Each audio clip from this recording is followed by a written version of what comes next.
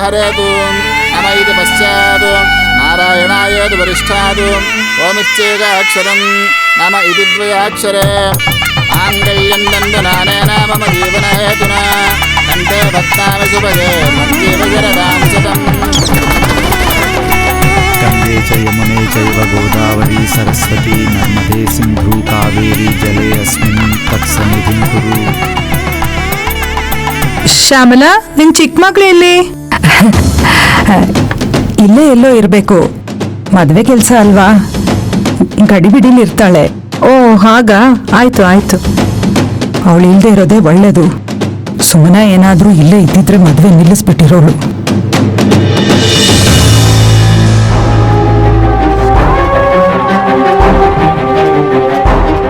ಮುಹೂರ್ತ ಹತ್ರ ಬರ್ತಾ ಇದೆ. ಕಾಂತಮ್ನವರು ಅಲ್ಲಿಗೆ ಹೋದ್ರೂ ಇಲ್ವೋ?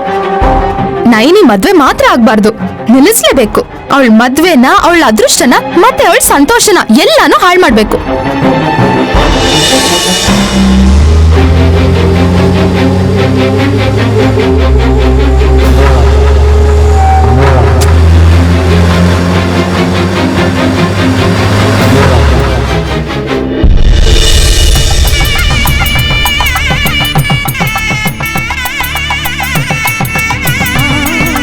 ಅಮ್ಮ, ನೀವು ಹುಡುಗಿನ ಕರ್ಕೊಂಬನ್ನಿ, ನೀವು ವರನ್ ಕರ್ಕೊಂಬನ್ನಿ. ಅಮ್ಮ, ನೈನಿನ್ ಕರ್ಕೊಂಡ್ ಬನ್ನಿ. ಆಯ್ತಮ್ಮ. ಹಾ, ಕರ್ಕೊಂಡು ಬನ್ನಿ.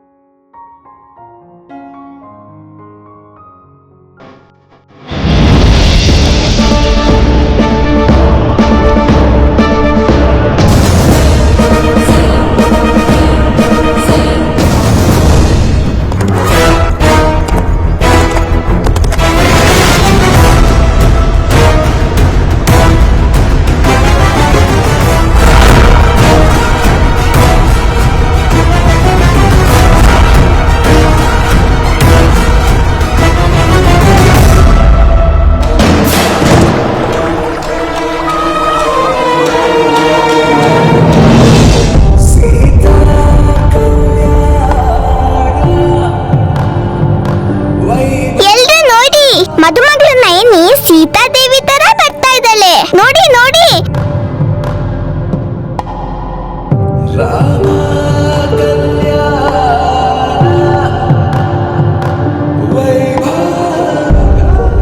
ಮದುಮಗ ಸಾಕ್ಷಾತ್ ಶ್ರೀರಾಮ.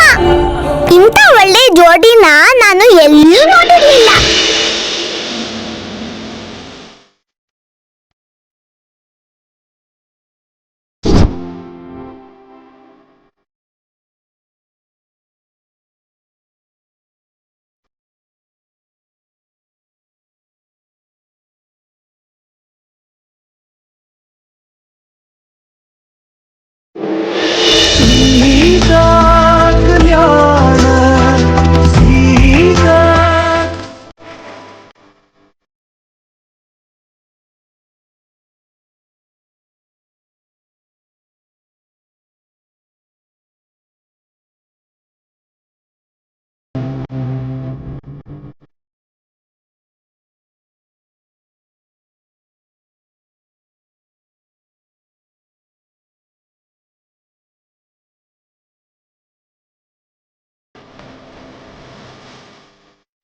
ಇಲ್ಲಿ ಕೊಡಮ್ಮ.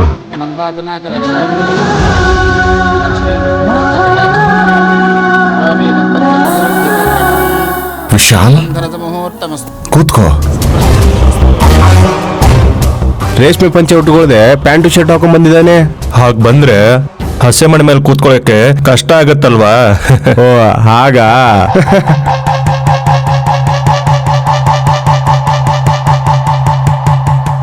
ಪಟ್ಟಣದವರಲ್ಲನಪ್ಪ, ಅವ್ರಿಗೆ ಅದೇ ಅಭ್ಯಾಸ. ಮದ್ವೆಲಾದ್ರೂ ರೇಷ್ಮೆ ಬಟ್ಟೆ ಹಾಕ್ಸೋದಲ್ವಾ ಶಾಸ್ತ್ರಿಗಳೇ? ಹಾ ಹಾ.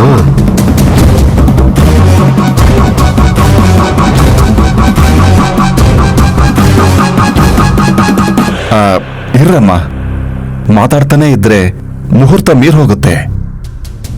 ವಿಶಾಲ್, ಹಸೆ ಮಣೆ ಮೇಲೆ ಕೂತ್ಕೊಳ. ಕೂತ್ಕೊಳಪ್ಪ.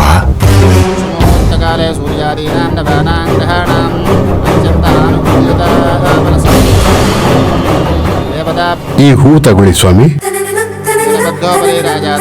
ಈ ಹೂ ನೀ ತಗೊಮ್ಮ. ಈ ಅಕ್ಷತೆ ತಗೊಳ್ಳಿ. ಅಕ್ಷತೆ ತಗೊಳ್ಳಮ್ಮ. ಓಂ ವಿಘ್ನರಾಜೈ ನಮಃ, ಓಂ ವಿಶಾಲಾಕ್ಷೈ ನಮಃ. ಆ ಹೂ ಅಕ್ಷತೆ ಇಲ್ಲಿ ಹಾಕಿ. ಇಲ್ಲಿ ಇಲ್ಲಿ ನೀವು ಇಲ್ಲಿ ಹಾಕಿ. ಹಾಕೋ.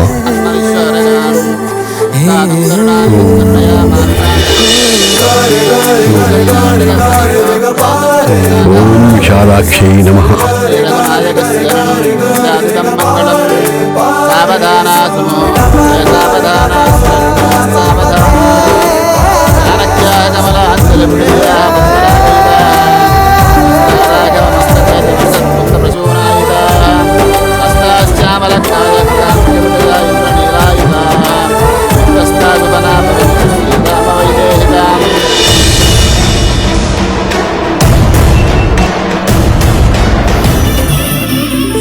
ನನ್ನ ಮಗ ಶ್ರೀರಾಮ ಆದ್ರೆ ನೈನಿ ಸೀತಾದೇವಿ ತರನೇ ಕಾಣಿಸ್ತಿದ್ದಾಳೆ.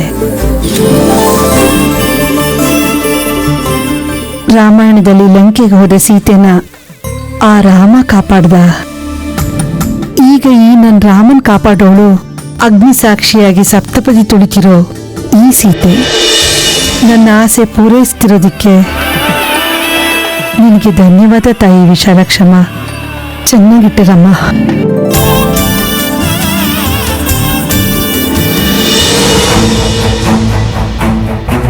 ಏಯ್, ನಿನಗ್ ಚೆನ್ನಾಗಿ ಗಾಡಿ ಓಡಿಸೋದಕ್ ಬರತ್ತಾ? ಬರತ್ತೆ ಅಮ್ಮೋರೆ. ಎತ್ತಿನ ಬಂಡೆ ಅಲ್ವೋ, ಕಾರ್ ಓಡಿಸೋದಕ್ ಬರುತ್ತಾ ಅಂದೆ. ಎಷ್ಟೊತ್ತಿಂದ ಹೋಗ್ತಾನೆ ಇದೀವಿ? ಏನ್ ಅನ್ನ ಸಾಂಬಾರ್ ಕಲ್ಸೋಕ ಹೋಗ್ತಾ ಇದೀವಿ? ಮದ್ವೆ ನಿಲ್ಸೋದಕ್ ಹೋಗ್ತಾ ಇರೋದು. ಆಕ್ಸಿಲೇಟರ್ ಮೇಲೆ ಗಟ್ಟಿಯಾಗಿ ಕಾಲಿಟ್ರೆ ಗಾಡಿ ಬೇಗ ಹೋಗುತ್ತೆ. ಹೋಗೋ. ಹಾಗೆ ಆಗ್ಲಿ ಅಮ್ಮೋರೆ.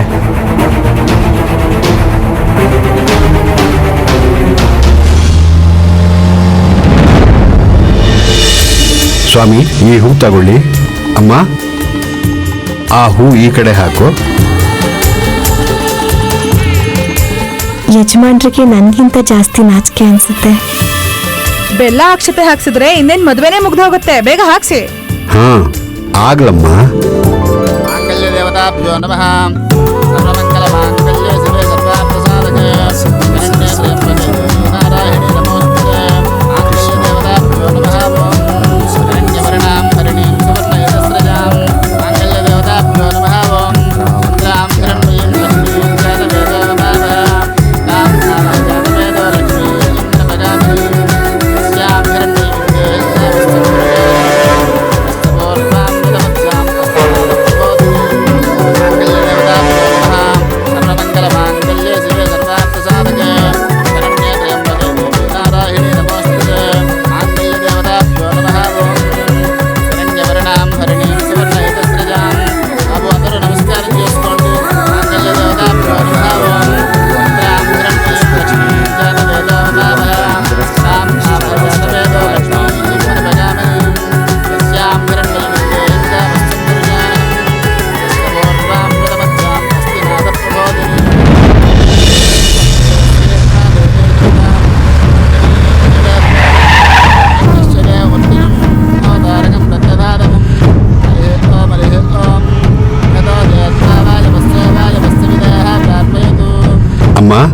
ನೀನ್ ನಿನ್ ಗಂಡನ ತಲೆ ಮೇಲೆ ಅಕ್ಷತೆ ಕಾಳು ಹಾಕು.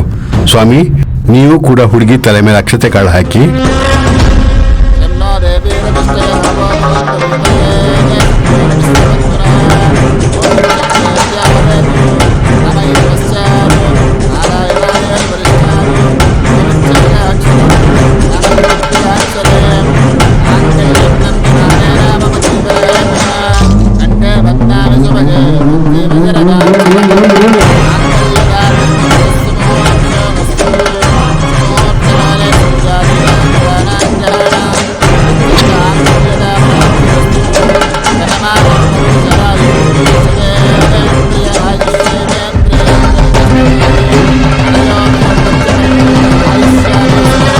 ನಿಲ್ಸಿ.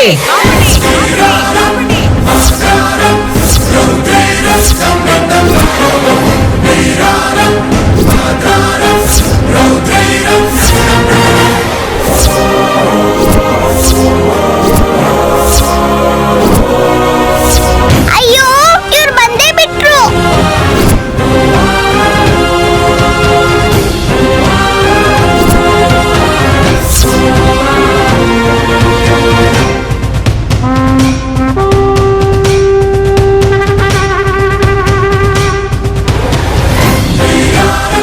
ಏನ್ ನೋಡ್ತಾ ಇದ್ದೀರಾ?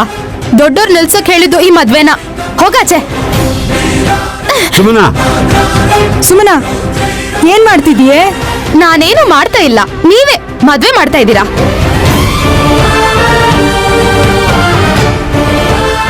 ಈ ಶೂರ್ಪನಖಿ ಬಂದು ಸೀತಾದೇವಿ ತರ ಇರೋ ನಯನಿ ಜೀವನನ್ನ ಹಾಳ್ ಮಾಡ್ತಾಳೆ ಅನ್ಸುತ್ತೆ. ಲಕ್ಷ್ಮಣನ್ ತರ ಇವಳು ಮೂಗ್ನ ಕತ್ತರಿಸೋರಿದ್ರೆ ಚೆನ್ನಾಗಿತ್ತು. ಇದನ್ನ ಮದ್ವೆ ಅಂತ ಯಾರು ಹೇಳ್ತಾರೆ? ಹಾ, ಇವಳನ್ನ ಮದ್ವೆ ಹೆಣ್ಣು ಅನ್ನೋಕೆ ಎಷ್ಟು ಧೈರ್ಯ ನಿಮ್ಗೆ?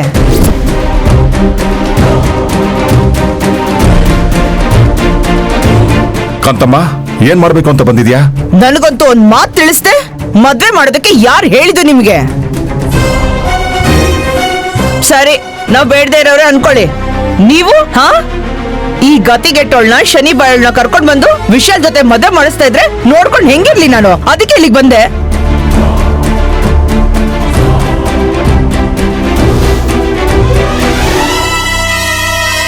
ನಿನಗೆ ಮಾತ್ರ ಅಲ್ಲ ಕಾಂತಮ್ಮ, ಮನೆಯವ್ರು ಯಾರಿಗೂ ಈ ಮದುವೆ ಬಗ್ಗೆ ನಾನು ಹೇಳಲಿಲ್ಲ.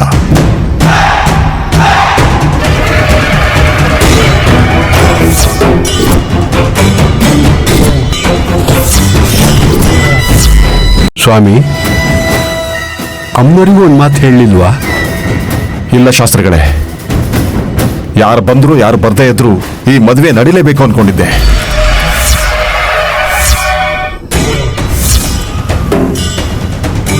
ಆದ್ರೆ ನಾವ್ ಬಂದಿದೀವಲ್ಲ, ಅಂದ್ರೆ ಕಾಂತಮ್ಮನವ್ರು ಬಂದಿದಾರಲ್ವಾ? ಈ ಮದ್ವೆ ನಡಿಬಾರ್ದು, ನಡಿಯಕ್ ಬಿಡಲ್ಲ. ಯಾತಕ್ ಹೀಗೆಲ್ಲ ಮಾಡ್ತಿದ್ದೀರಾ?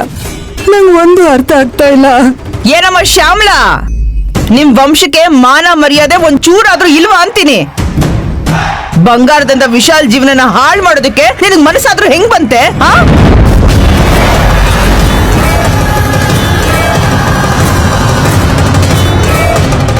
ಕಾಂತಮ್ಮ ಅವ್ರೇನ್ ಕೇಳಿಲ್ಲ, ನಾನೇ ನೈನನ್ನ ಕೊಟ್ಟು ಮದುವೆ ಮಾಡ್ಕೊಡಿ ಅಂತ ಕೇಳಿದೆ. ಭಾವನವ್ರೆ, ಕತ್ತಿನ ಕತ್ತತ್ರ ತಗೊಂಡೋಗಿ ಸುಮ್ನೆ ನಿಂತ್ಕೋಬಾರ್ದು. ಸರ್ರ ಅಂತ ಕತ್ತರಿಸಾಕ್ಬಿಡ್ಬೇಕು. ಇವಳು ಅಷ್ಟೇ. ವಿಶಾಲ್ ಇವಳನ್ನೇನಾದ್ರೂ ಮದ್ವೆ ಆಗ್ಬಿಟ್ರೆ ನಿಮ್ ಮನೆನ ನರ್ಕ ಮಾಡ್ಬಿಡ್ತಾಳೆ ಈ ದರಿದ್ರ ಪಿಶಾಚಿ. ಅಮ್ಮ, ಏಯ್, ಇನ್ನು ಹಸೆ ಮಣ ಮೇಲೆ ಏನೇ ಕೂತಿದ್ ಹೇಳೆ? ನಿನ್ನೆ ಅಕ್ಕ ಹಸೆ ಮನೆಯಿಂದ ಮೇಲೇಳು ಅಂತಿದ್ದಾರೆ. ಕಾಂತಮ್ಮನವ್ರು ಹೇಳಿದ್ದು ಅರ್ಥ ಆಗಿಲ್ವಾ? ಹೇಳೆ. ಅಮ್ಮ ನೈನಿ, ಅಮ್ಮ. ಹೇಳ್ಬೇಡಮ್ಮ. ನೈನಿ, ಯಜಮಾನ್ರೆ,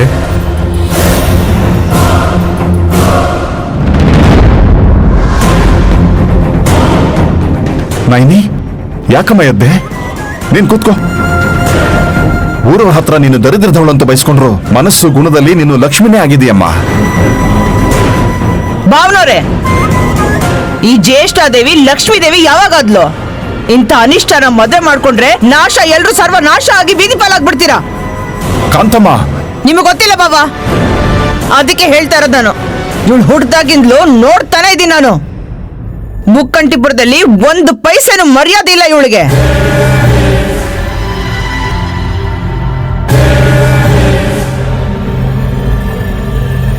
ಇವಳು ಬಾಯಿಂದ 1 ಮಾತು ಬಂದ್ರೆ ಸಾಕು ಅಂತೀನಿ. ರಕ್ತ ಕಾರ್ಕೊಂಡು ಎಷ್ಟೋ ಜನ ಸತ್ತೋಗ್ಬಿಟ್ಟಿದ್ದಾರೆ.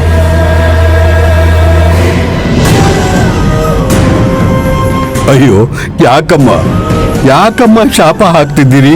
ಆಹಾ ಎದ್ಬಿಟ್ಟ ದೊಡ್ಡ ಮನುಷ್ಯ. ಅಬ್ಬಬ್ಬಬ್ಬ, ನಿನ್ನ ಮೊಮ್ಮಗಳು ದೊಡ್ಡ ಶಾಪನಪ್ಪ ಮಹಾಸ್ವಾಮಿ. ಶನಿ ಬಾಯೋಳು ಬಾಯ್ ಬಿಟ್ರೆ ಸಾಕು, ಅಪಶಕನ ನಡೆದೇ ಹೋಗ್ಬಿಡುತ್ತೆ.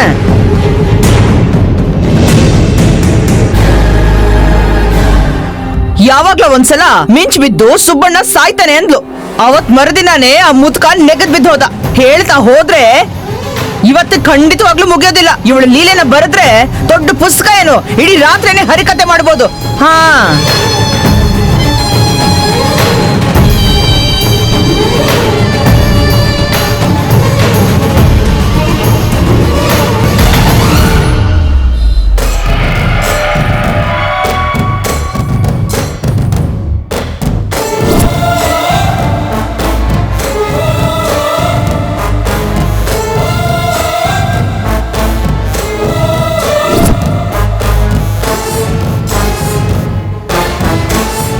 ನಡೆಯೋ ಅಪಾಯನ ಮೊದಲೇ ತಿಳಿಸಿ ಪ್ರಾಣನ ಕಾಪಾಡಿದ್ದೀನಿ ನಾನು. ಅವ್ರನ್ನ ಕಾಪಾಡೋಕ್ಕೆ ಯಾವ ಪ್ರತಿಫಲನೂ ಬಯಸಿಲ್ಲ ಅಮ್ಮವ್ರೆ.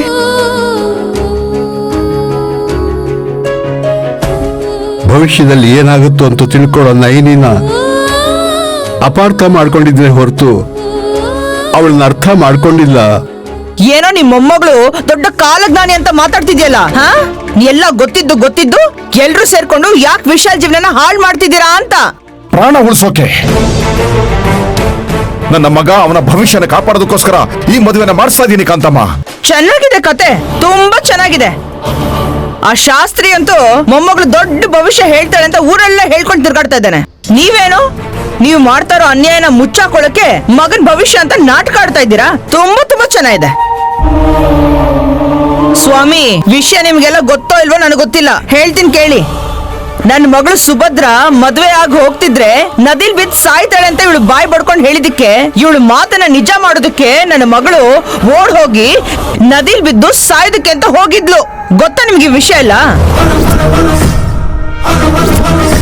ನಮ್ಮ ಅಕ್ಕನ ನಾಲ್ಗೆ ಮೇಲೆ ಇರೋದು ಮಚ್ಚೆ ಅಲ್ಲ ಯಜಮಾನ್ರೆ, ವಿಷ ಅಂತ ಗೊತ್ತಾದ್ರೆ ಒಳ್ಳೇದು. ಯಾಕೆ ಇಷ್ಟು ಕಠೋರವಾಗಿ ಮಾತಾಡ್ತಾ ಇದೀಯಾ? ನೈನಿಗೆ ಭವಿಷ್ಯ ಕಾಣುತ್ತೆ ಅಂತ ಶಾಸ್ತ್ರಗಳು ಹೇಳಿದ್ರು, ಆದ್ರೆ ಇವರು ವಿಶಾಲ್ಗೆ ಭಯ ಆಗೋ ತರ ಮಾತಾಡ್ತಿದಾರಲ್ಲ. ನಾನು ಆವಾಗ್ಲೇ ಹೇಳಿದ್ನಲ್ಲ ಶ್ಯಾಮ್ಲಾ, ಈ ಊರಿನ ಸಂಪ್ರದಾಯ ಪಾಲಿಸದೇ ಇದ್ರೆ ಅನಿಷ್ಟ ಆಗುತ್ತೆ ಅಂತ. ನೋಡು, ಮದ್ವೆನೇ ನಿಂತೋಯ್ತು.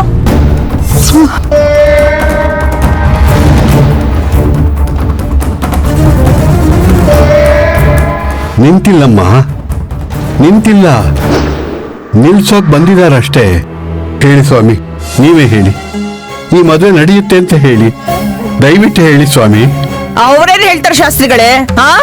ನಾನ್ ಹೇಳ್ತಿದ್ದೇನಲ್ಲ, ಅವಳನ್ನೇನಾದ್ರೂ ಮದುವೆ ಮಾಡ್ಕೊಂಡ್ರೆ ಇವ್ರ ಕುಟುಂಬನೇ ಸರ್ವ ನಾಶ ಆಗೋಗ್ಬಿಡುತ್ತೆ. ನನ್ನನ್ನ ಚಿಕ್ಕಮ್ಮ ಅಂತ ಪ್ರೀತಿಯಿಂದ ಕರೆಯೋ ವಿಶಾಲ್ ಕೂಡ ಅವನ್ ಜೀವನ ಬೂದಿ ಆಗೋಗುತ್ತೆ. ಬೇಡವೇ ಬೇಡ, ಈ ಮದುವೆ ಬೇಡವೇ ಬೇಡ, ನಿಲ್ಲಿಸ್ಬಿಡಿ. ಇನ್ನು ಏನ್ ನೋಡ್ತಾ ಇದ್ದೀರಾ? ತೆಗೆದು ಬಿಸಾಕೆ ಇದನ್ನೆಲ್ಲ. ಆಂಟಿ